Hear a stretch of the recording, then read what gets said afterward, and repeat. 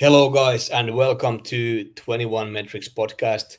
I'm here today with Juhani Savonen, and we are about to discuss markets, Bitcoin, and everything between. Welcome, Juhani.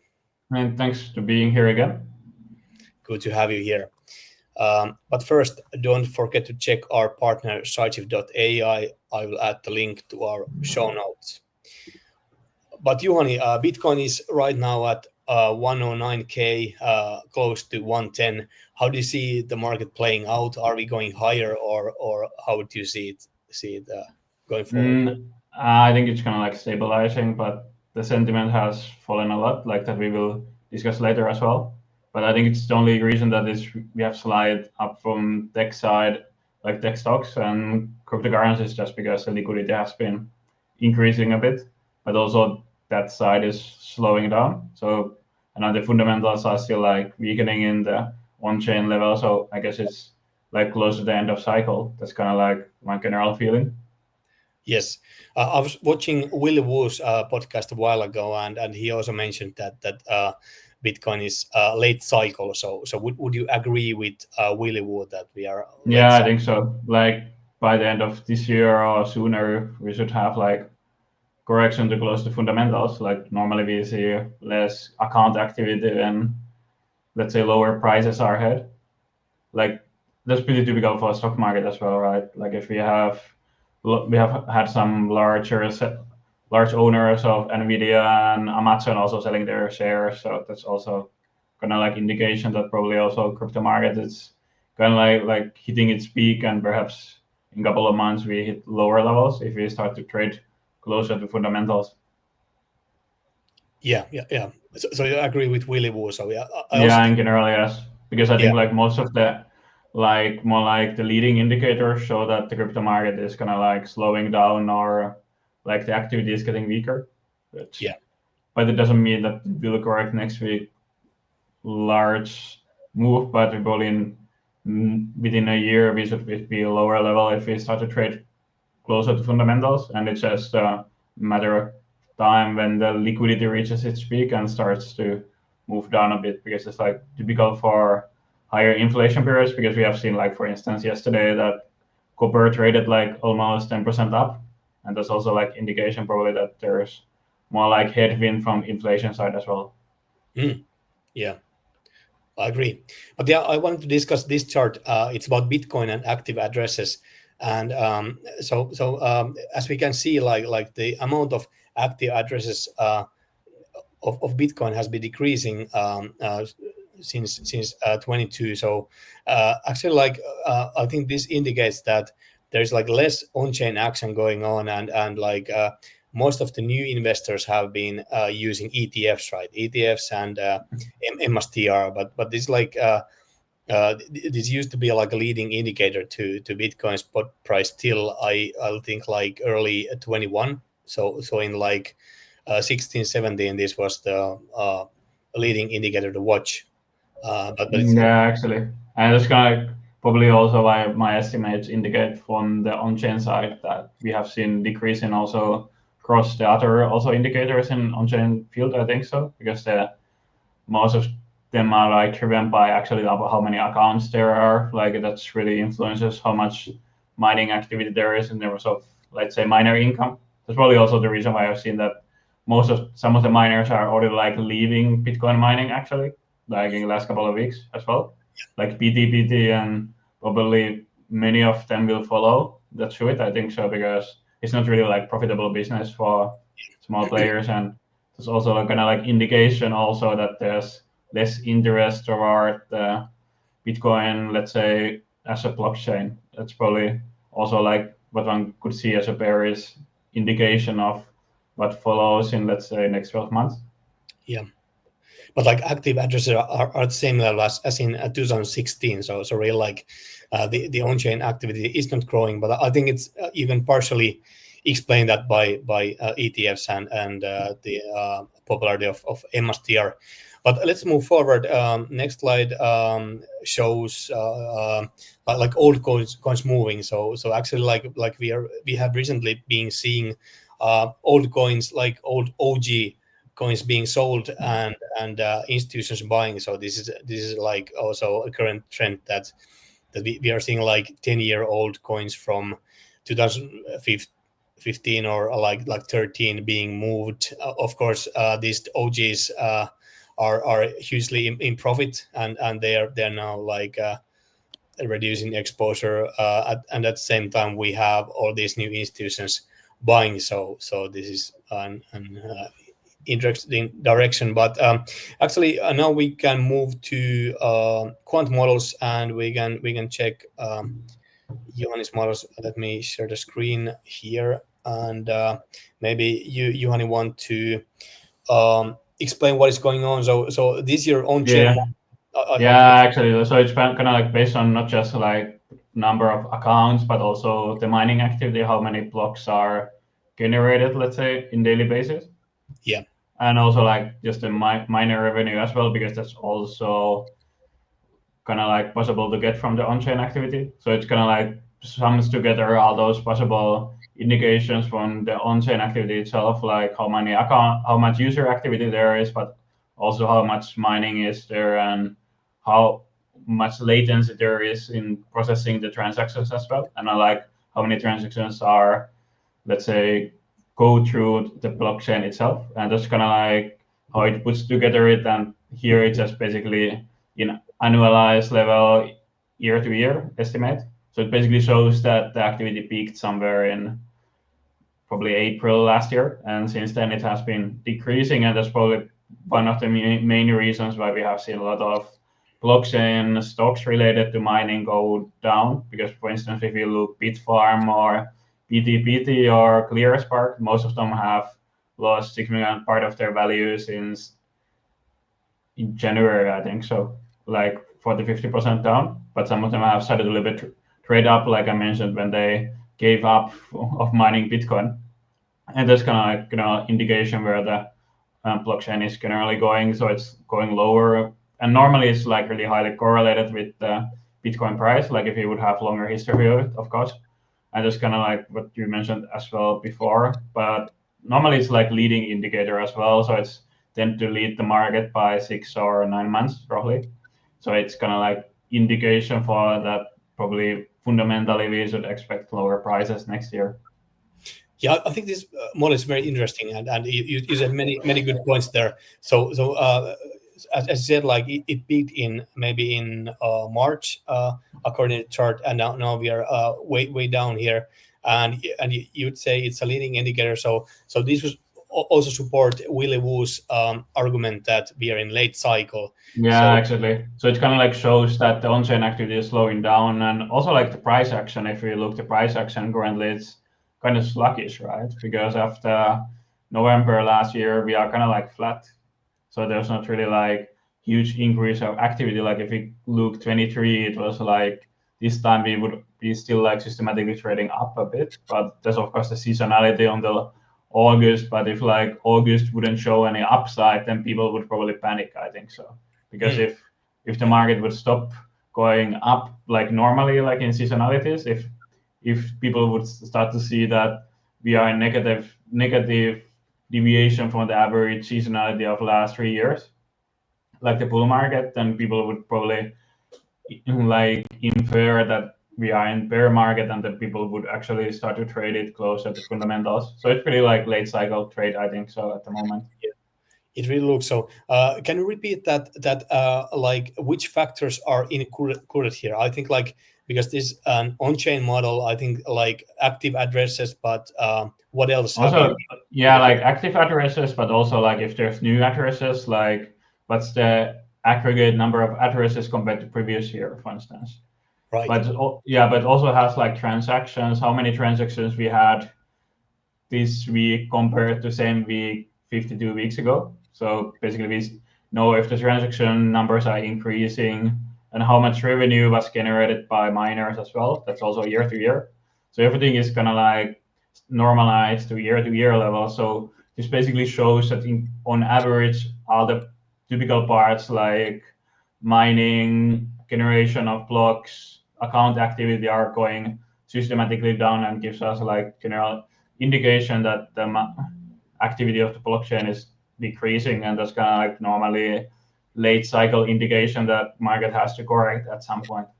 Yeah, but could you also explain, as said before, that decreasing activity by all these institutions and MSTR and ETFs, but to some level. But I agree that we are getting kind of like this late cycle feeling here. So I agree, but still, it could go on for the rest of It's just a question of if those institutions continue to throw money in the system, they can keep it going a couple of months. But that's like what you typically see in let's say popularly markets, like let's say a couple of years ago, like all the green power and green energies was really like, if you look the stock chart of those markets, you normally had this in the late of the cycle, people were just believing that, let's say, hydrogen is the new future fuel that we will have, but we probably don't have it in the next 10 years. And I have a little bit the feeling that now it's the like late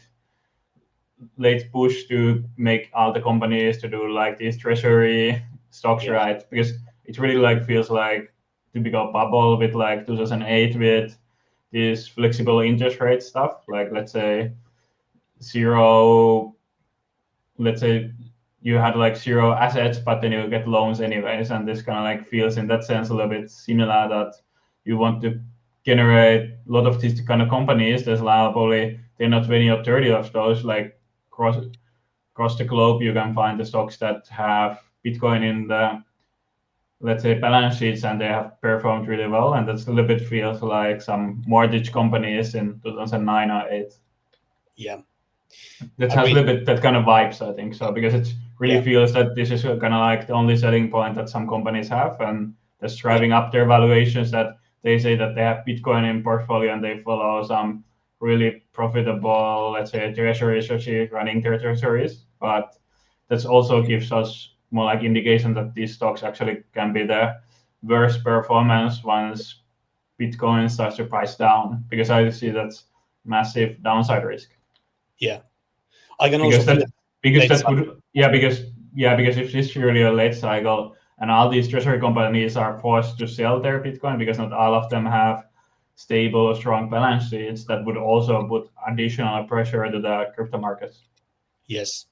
Yeah, but what is also typical, if you look at previous cycles to the late cycle situation, is that you might see like a rally in upcoming months, and I think like what would be typical for a late cycle situation is that you would see like altcoins maybe rallying before the whole thing collapsing. But it's you typically get like acceleration, like we saw in the before the Corona crash, that all the stocks rallied like 8-10% 1 week, and then everything was kind of like wiped out thereafter. Yes. That's kind of typical for bubbles in any electronic markets, I would say. That you have acceleration and then you have massive dumping of the assets. Yeah. That's right. But let's check your sentiment model then. This is another model, and this includes which factors? The sentiment. It's just about news.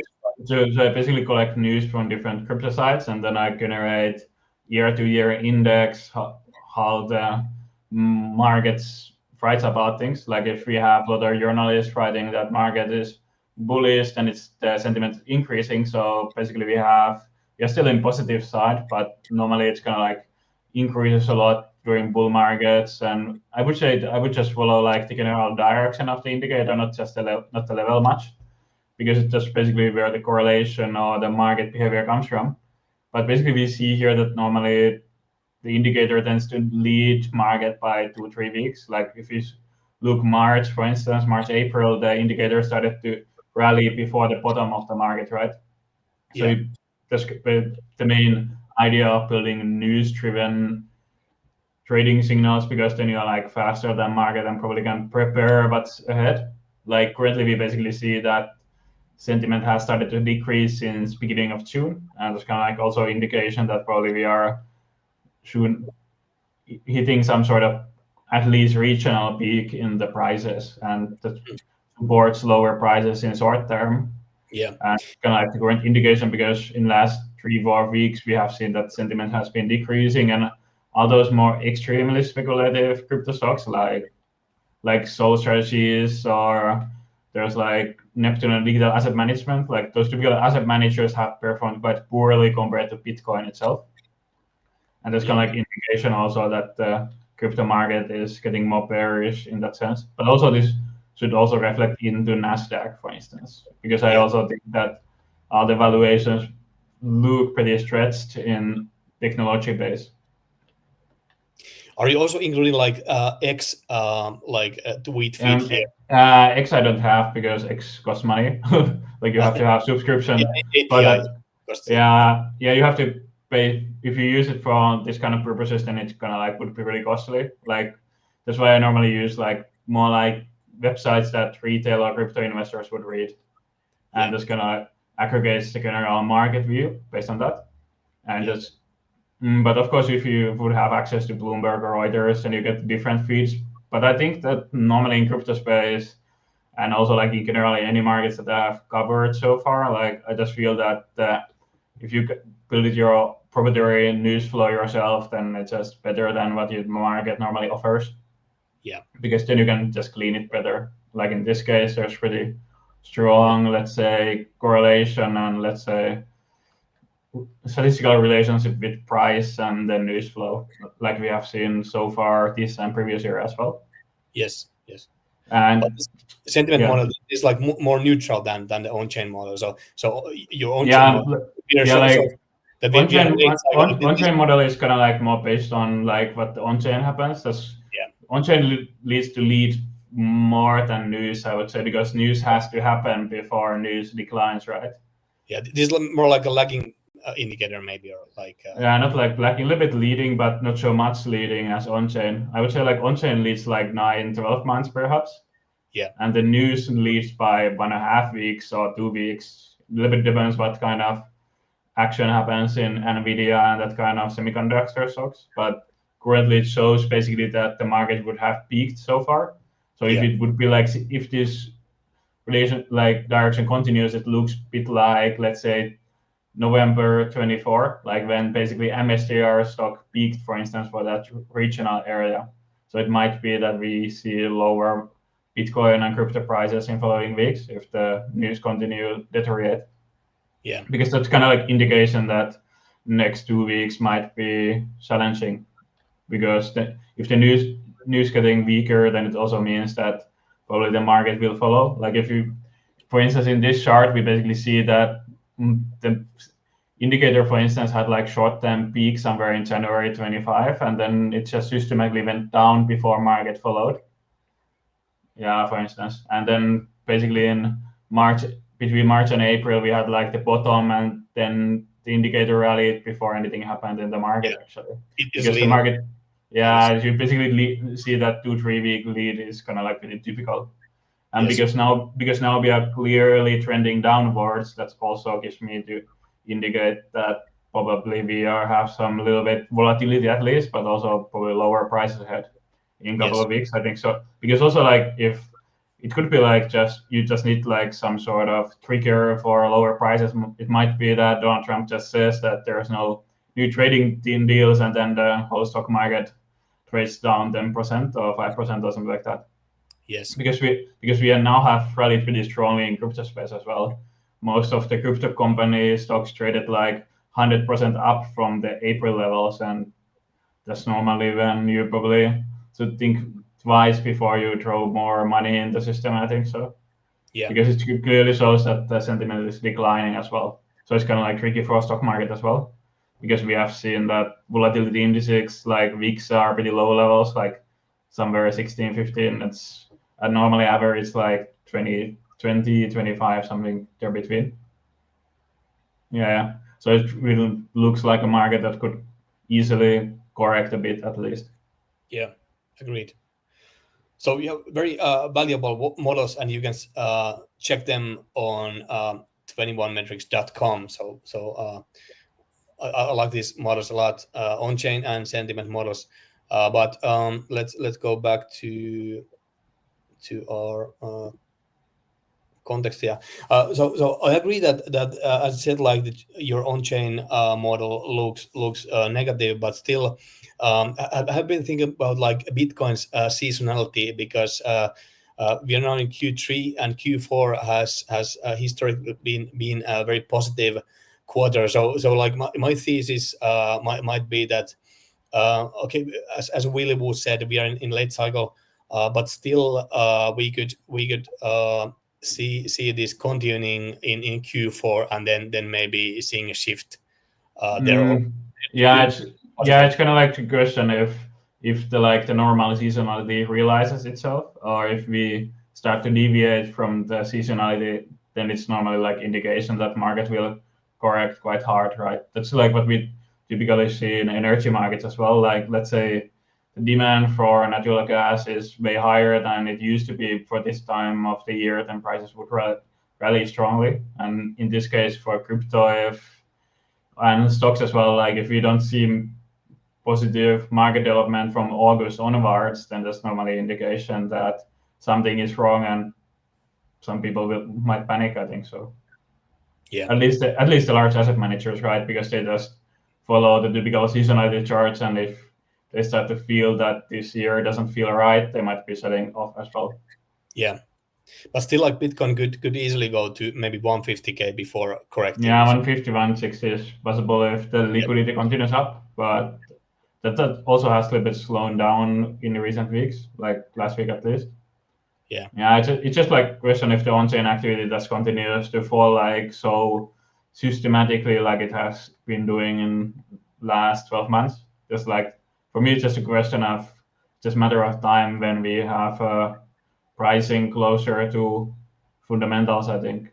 Because the only thing that keeps the market up is kind of like the liquidity, I think so, from central banks. Otherwise, there's not really much support unless you have a lot of institutional investors still piling in. But it's really like feels like end of cycle for sure. Yeah. So it's just a question of timing and just follow a bit like liquidity like M2. If it starts to decrease, then you're gonna like know that it's basically end for the cycle, right? Yeah. I agree. Let's check some other charts. So this actually made by me for CryptoQuant, and I was like comparing the Bitcoin and stablecoin reserves of Binance here, and it's pretty interesting because like we are seeing correlation in 24, but in 25 we are seeing this like divergence between them, and like you can see like Bitcoin reserves being pulled out of Binance into cold storage, I would say. But at the same time, you're seeing a lot of stablecoin dry powder being ready there. So basically, when the stable coins start to move, we could see like a surge of liquidity to altcoins. So if we think that we are in late cycle, we could see all these stable coins moving to altcoins and like further boosting the market. But it's yeah, like Binance's stablecoin levels are close to all-time highs. But yeah, and this chart is from Swiss blog, so actually it's Willy Woo's chart. So he was talking about this late cycle thing. We already discussed that, and this is the M2 chart, as you said, that if you're going to see a shift here. So but then again, okay, like I think Bitcoin's correction is kind of like imminent, but still, like as long as the M2 or like the amount of fiat money is going up, would you see all that supporting Bitcoin in the end? That would see. Yeah, I think it's like supports kind of like tech stocks and crypto assets for sure. But the Yes. question is like if the M2 is sufficient enough estimate for the liquidity, because it's kind of like more like central bank liquidity. If there something happens in banking system, like currently we see a lot of pressure in bond markets. Yeah. That if you look like fixed income ETFs, those are like extremely underperformed like stocks in last 18 months, for instance. Like Yeah. TLT, like long-term treasuries, for instance, have pretty much got struck pretty strongly, and also like private equity companies as well. Like if you could look KKR or Apollo or RS or those kind of companies that normally should move up a lot when there's a lot of liquidity, right? If you get a lot of free money, then you should find a lot of interesting projects where you would invest that money, like private companies, for instance. But those companies have started to underperform quite strongly, actually, the overall stock market and tech, because normally they were highly correlated with semiconductors as well. Like when you have a lot of low interest rates, these stocks would fly easily like 50-60% a year, but now like underperforming strongly. So it's kind of like question of if something breaks in banking system, there might be actually lower levels of liquidity than this chart shows, because this chart is kind of like based on the global central bank reserves, basically. But it's kind of like a question if the system would eat liquidity itself, like for some reasons. But currently it's still like showing up in my estimate as well. But we will see in following weeks how long it lasts. Like if there's, because I think the level is not so crucial. It's more like how much the liquidity increases itself compared to year. Like if you would have a, let's say, reduction of liquidity like in the early this year, like you have this decline, like you have in the chart as well. If you would have anything similar in following months, that typically would be indication of that we might have slow down of the market as well. Yeah, agreed. One other thing, let's talk about institutions and MSTR. I also wrote about this on CryptoQuant. So MSTR now owns more than 3% of all Bitcoins in circulation. And if you count in IBIT and some of the ETFs, we are like close to 10%. So how is this bullish or negative for Bitcoin? And if you think that institutions as a whole could soon own like 20-30% of all Bitcoins in circulation, what it means, and could it like challenge the kind of like ethos of like a decentralized system, because Bitcoin is supposed to be decentralized and not really seeing it's becomes more centralized for sure. Huge. But I think in this picture it's more like the question if the buying of MSTR is actually slowing down. At least in this chart, it a little bit looks like that. Like if you would compare it year to year, it actually shows a little bit peaking. Like in that sense that the delta of compared to previous month is getting weaker. So that's kind of like a question if they start like stop buying. I mean, then we would have would look more like 22, right, when they stopped buying and then market basically corrected quite strongly. So I think that could also support, let's say, end of cycle, that we actually have weaker like weekly or monthly delta and how many buys MSTR actually does, because compared to like last 2 years when they like were systematically buying, right, and then they had like this large jump of buying as well, or is it circulating supply that's like relative? Yes, because that means basically that if they would slow down the buys, that basically the market is kind of like reaching the peak, I think. Yes. Yeah. So MSTR has been a leading indicator, but as you said, like their buys have been pro-cyclical. So they have been buying when Bitcoin has been going up, and vice versa. So there's a correlation going on. But also like if you think about that late cycle thesis, MSTR stopping buying Bitcoin would be another late cycle sign. But actually, like if he would see that they stop buying in following months, that would be definitely clear that probably shouldn't put all the eggs in one basket regarding like asset allocation, for instance. Yeah. So if you're looking to exit market, like traders and investors are watching our show. So if you're looking or thinking that this late cycle and you want to exit the market, I think you want to watch the on-chain model of Juhani and then MSTR and when these like turn down, then it's pretty obvious that the spot will follow. But yeah, personally, I think I agree with this thesis, but still market can stay irrational for extended time periods. So we still I think it just needs like trigger for down, and then it goes pretty fast down as well, like we saw in January, February, March, right? like a classic move would be to go up till December to 150k and then like correct sharply after that down. It would be Yeah, actually, very because classic, I think classic yeah, high I think beta. like I think like cryptocurrencies, it's like 30-40% corrections happen in a couple of weeks, like we have Yeah, seen also this year. yeah.